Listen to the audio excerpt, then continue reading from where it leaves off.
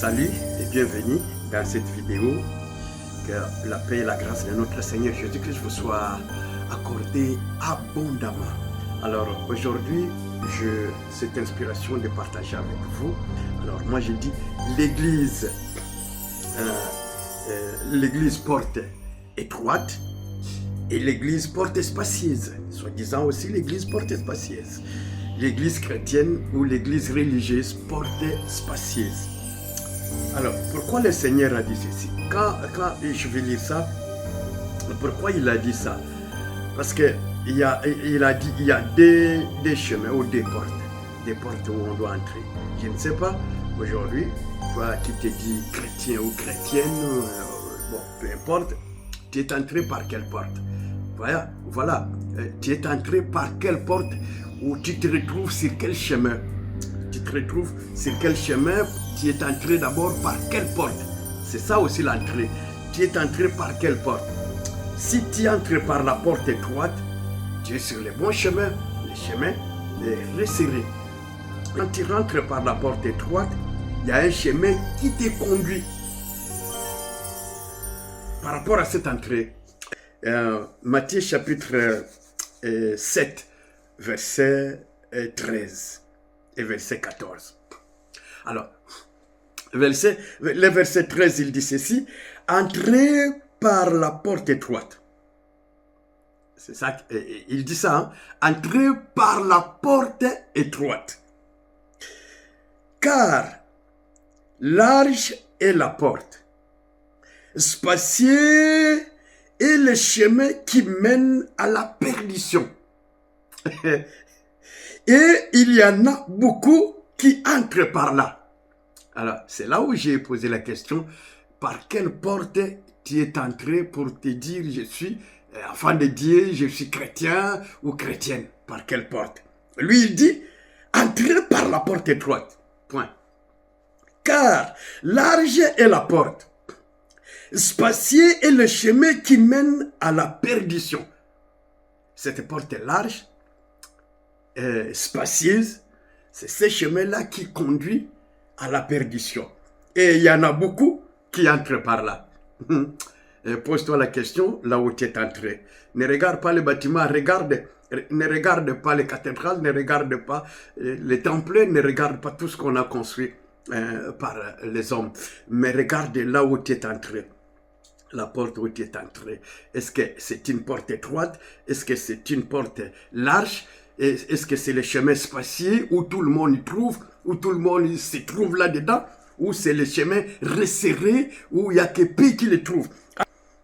Mais étroite est la porte, resserré le chemin qui mène à la vie. Il y en a peu qui le trouvent. Seigneur Jésus-Christ.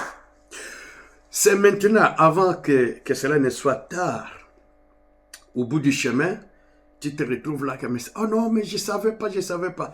Après, c'est déjà la mort qui t'a pris. On enterre ton corps et tu n'as plus la possibilité de revenir. Il est encore temps que tu peux regarder d'abord. Regarde d'abord là où tu es entré. Ne regarde pas, ne considère pas tout ce que l'homme a fait. Ou avec l'aide du diable. L'homme a fait la religion. C'est poussé par Satan. L'homme a fait la religion, sa religion à lui, et la porte spacieuse, ou les chemins spacieux, la porte large, qui conduit avec un chemin spacieux, et qui amène tout le monde, venez comme vous voulez, et marchez comme vous voulez, on peut faire tout ce qu'on veut. Et à la fin, vous allez vous retrouver dans le royaume du diable. Voilà. Mais le Seigneur dit ceci: il nous demande d'entrer par la porte étroite, resserrée est le chemin qui conduit à la vie. Peu nombreux sont les personnes qui y trouvent. Quelles sont les conditions pour entrer? Je commence d'abord par la porte étroite, où le Seigneur nous oblige d'entrer par là. Tu te retrouves dans l'église, soit tu chantes, tu es prédicateur, tu es, je ne sais pas, tu es diacre ancien, ou voilà. Mais par quelle porte tu es entré? Oui, pose-toi la question, tu es entré par quelle porte? Voici, quand on entre ici, la porte que le Seigneur demande, la porte resserrée, la porte étroite que le Seigneur demande, nous demande d'entrer. Voici leurs conditions. Voici quelques conditions pour cette porte. Sachez que la porte resserrée, étroite, c'est la porte qui conduit à la vie éternelle. Je commence par là. La condition. Il faut d'abord croire la personne qui veut entrer par la porte étroite. La porte étroite, le chemin resserré, doit d'abord croire qu'il est un pécheur. C'est un « je suis pécheur et j'ai besoin du salut ». Il faut d'abord croire comme cela, que je suis pécheur. Toute ma vie est dans le péché. Et quand tu es dans le péché, tu as le besoin du salut. Et si cela vraiment vient de ton cœur, que tu as besoin du salut, tu seras obligé de trouver quelqu'un qui pardonne le péché. C'est Jésus-Christ qui pardonne le péché. Et regardez la condition d'entrée. Jean chapitre 3. On prend juste quelques exemples. Hein. Jean chapitre 3, verset 1. Alors je lis juste le verset 3, le verset 5, le verset 6. Jésus lui répondit, en vérité, je te le dis, si un homme n'est né de nouveau, il ne peut voir le royaume de Dieu. Voici la condition, la première condition. Si un homme n'est né de nouveau, il ne peut voir le royaume des cieux. Et il continue, il dit encore le verset 5. Jésus répondit, en vérité, il disait toujours en vérité, je te le dis. Il s'adressait à un docteur de la loi. Vous le connaissez, un docteur de la loi, Nicodème. En vérité, je te le dis, si un homme n'est né d'eau et d'esprit, il ne peut entrer dans le royaume de Dieu. Ce qui est né de la chair est chair, et ce qui est né de l'esprit est esprit. Vous voyez la condition? Est-ce que tu es passé par là? Est-ce que tu as accompli ces genres de... Tu as rempli ces conditions? Tu les as remplies? Hein? Par quelle porte tu es entré? Parce que on doit d'abord naître de nouveau. Tu crois que tu es un pécheur. Tu nais de nouveau. Tu reçois Jésus-Christ comme ton Seigneur et Sauveur. Tu nais de nouveau. Naître de nouveau, il faut croire en Jésus-Christ, se convertir. La conversion, c'est lorsque tu étais d'abord quelque part. Quand on est né, il y en a qui étaient des religieux, il y en a qui étaient des athées, il y en a qui ne croyaient en rien, il y en a. Mais un jour, ta conscience t'acquise que tu es un pécheur et tu as besoin du salut. Tu rencontres Jésus-Christ. Tu commences d'abord à te repentir, à te convertir. Tu te repens de ce que tu faisais auparavant. Tu dois, c'est une obligation. Pour entrer par la porte étroite, tu dois d'abord abandonner ce que tu faisais auparavant. Si tu ne l'as pas abandonné, c'est que tu es entré par la porte large. Et cette porte large, nombreux sont ceux qui la trouvent. Et cette porte large conduit à la perdition. C'est ce que le Seigneur a dit, c'est pas moi. La porte large, il y a beaucoup qui la trouvent. Et ce chemin-là qu'on emprunte, ça conduit à la perdition. Je me fais vraiment bien comprendre par la grâce du Seigneur. Alors, en donnant sa vie au Seigneur, tu te repens, tu te convertis, tu dois passer par le baptême d'eau au nom de Jésus-Christ. Le baptême d'eau ici, le mot baptiser, ou le verbe baptiser, le mot baptême, c'est prendre quelque chose, le mettre dans l'eau, le plonger dans l'eau. C'est pas l'inverse. Prendre quelque chose, le plonger dans l'eau. Ça, c'est baptiser. Baptiser. Tu prends quelque chose, tu le plonges dans l'eau. Baptême par immersion dans l'eau. Deuxième baptême, c'est le baptême du Saint-Esprit. Parce que ici, c'est l'affaire de l'esprit, ce n'est plus la chair. Le Seigneur a détaillé très bien. Il a détaillé très bien devant Nicodème et dit, Jésus-Christ, verset 5, en vérité, je te le dis, si un homme n'est né d'eau et d'esprit, il ne peut entrer dans le royaume de Dieu. Ce qui est né de chair, de la chair, est chair, tel que la chair là. Et ce qui est né de l'esprit est esprit. Or, le royaume des cieux concerne aussi de l'esprit. Ce n'est pas la chair. C'est les choses de l'esprit. C'est l'esprit. Donc, tu te regardes très bien si tu avais renoncé à ta vie ancienne, ton ancienne vie. Est-ce que tu t'es renoncé à cela? Est-ce que tu as abandonné le péché? Est-ce que tu as abandonné ce que tu faisais auparavant?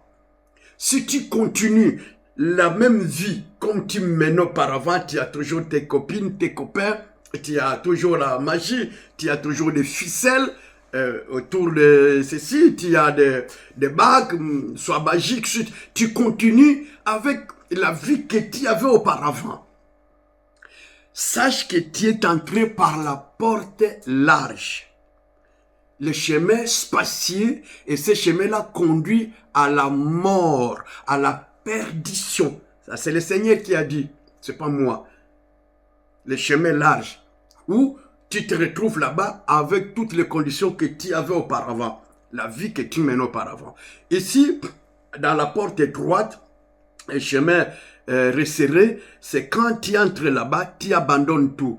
C'est pourquoi le Seigneur dit, venez à moi, vous tous qui êtes fatigués et chargés, je vous donnerai du repos. Il est le repos de nos âmes. Je vous donnerai du repos. Parce que vous êtes chargés, je vous donnerai du repos. Et c'est en lui qu'on retrouve le repos. Le fardeau qu'on portait, le péché qui traînait sur nous. On a fait des avortements, on a tué, on a fait beaucoup de choses, on a volé, on a menti, on avait la haine, le cœur était trop chargé. Alors, on vient auprès de Jésus-Christ, pas auprès de quelqu'un d'autre, auprès de Jésus-Christ, on vomit tout ce qu'on avait mangé ou tout ce qu'on nous a fait manger. On avait consulté les marabouts, on avait consulté les fétichères, on avait consulté les magiciens, on avait consulté. Et quand tu arrives ici, tu déposes tous ces fardeaux, tu abandonnes. Parce que la porte est étroite, tu ne peux pas entrer avec tous les fardeaux. Tu le déposes. Devant cette porte, il y a Christ. Tu déposes tes fardeaux et tu entres maintenant.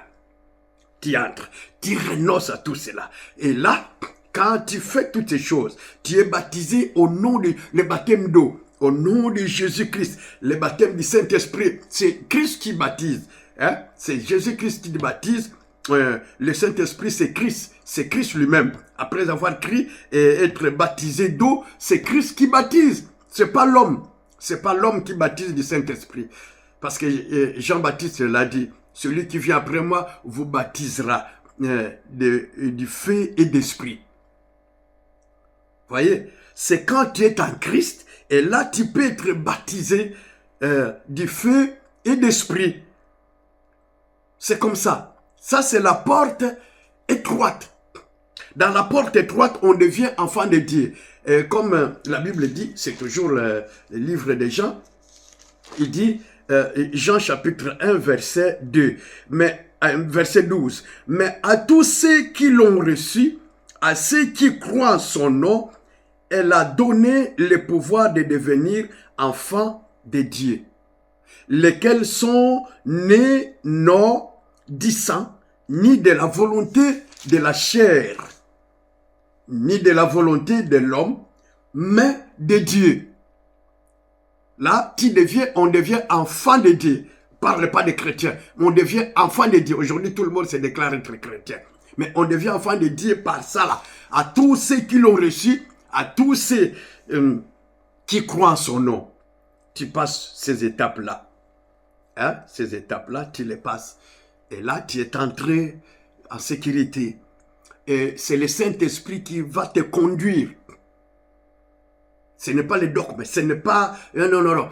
Tu seras conduit par le Saint-Esprit. Car ceux qui sont conduits par l'Esprit sont fils de Dieu.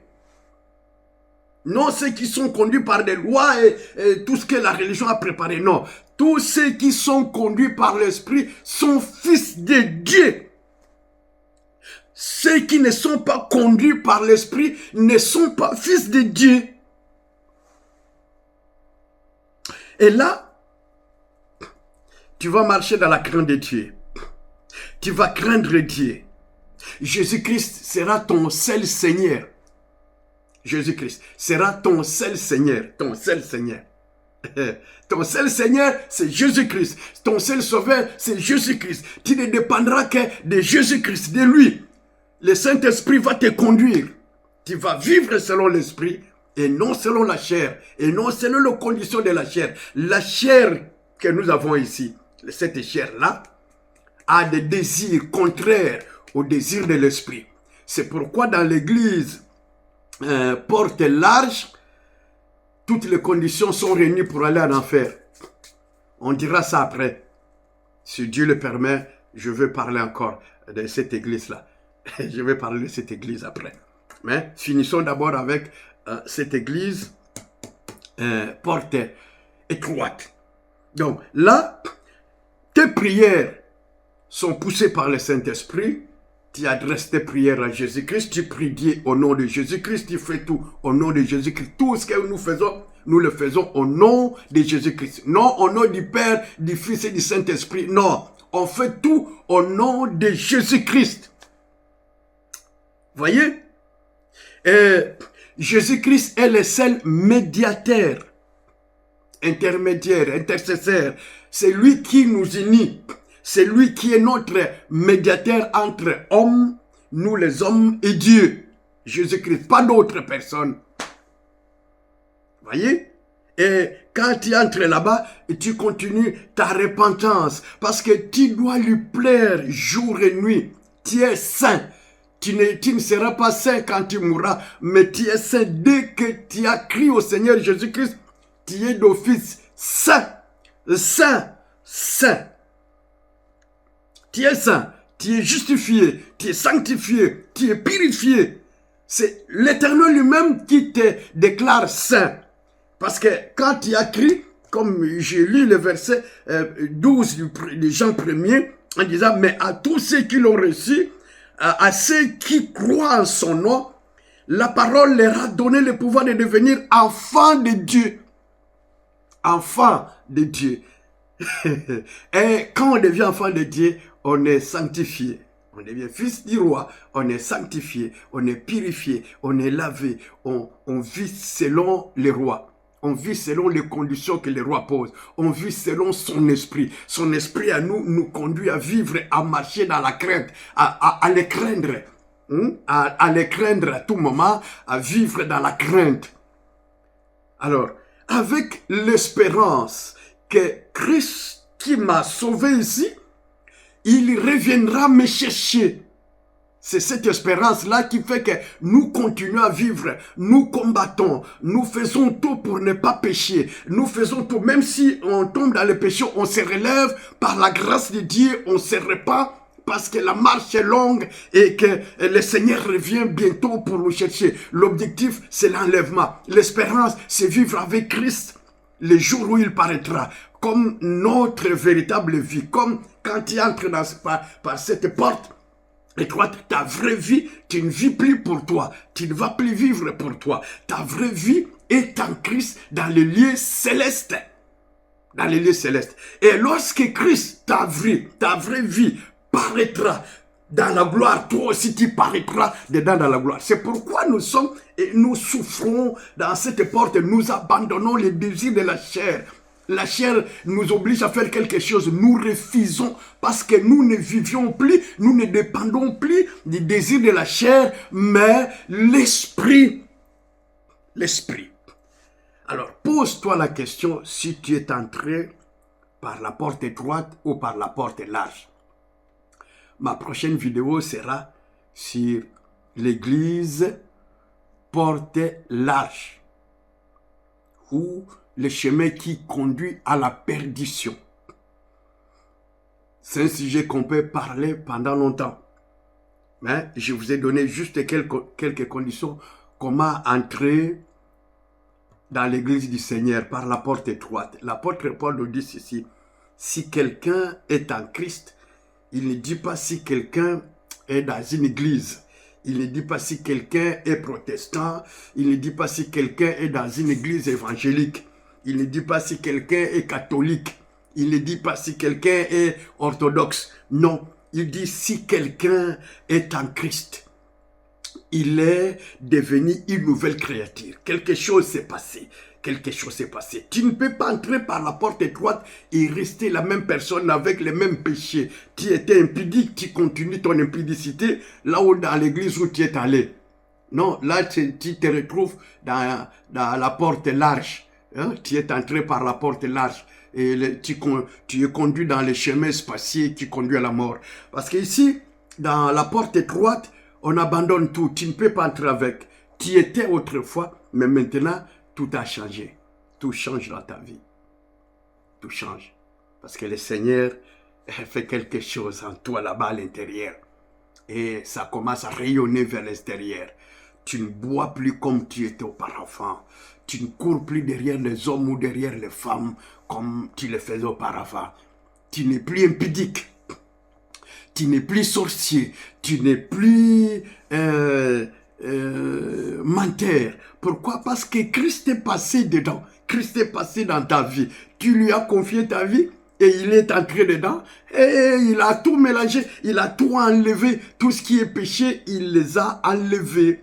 Il te donne sa nature à lui. Et maintenant, tu obtiens une nature divine. Ah, bon, on va s'arrêter là. La prochaine vidéo, on va parler sur l'église porte large. Et ceux qui sont entrés là-bas depuis le temps, qui sont entrés dans la porte large, leur destination, c'est la perdition. Aujourd'hui, tu peux te sauver. Tu as encore le temps de changer d'avis. Regarde si tu es passé par toutes ces étapes-là. Par une bonne repentance, une bonne conversion, un baptême d'eau. Pas comme ça. Le baptême. Prends le mot baptême ou le verbe baptiser. Ça signifie quoi? Et tu as été baptisé du Saint-Esprit. Là, les conditions sont réunies pour marcher avec l'Esprit et vivre la gloire de Dieu. Et les jours où le Seigneur Jésus-Christ apparaîtra, toi aussi tu seras avec lui dans la gloire. C'est ça notre espérance. Hein? Je ne parle pas encore de rétrograde parce qu'il se peut qu'on tombe, mais on doit se relever, on doit marcher. Mais toujours en demeurant sur ces chemins resserrés, pas sur les chemins larges. À bientôt.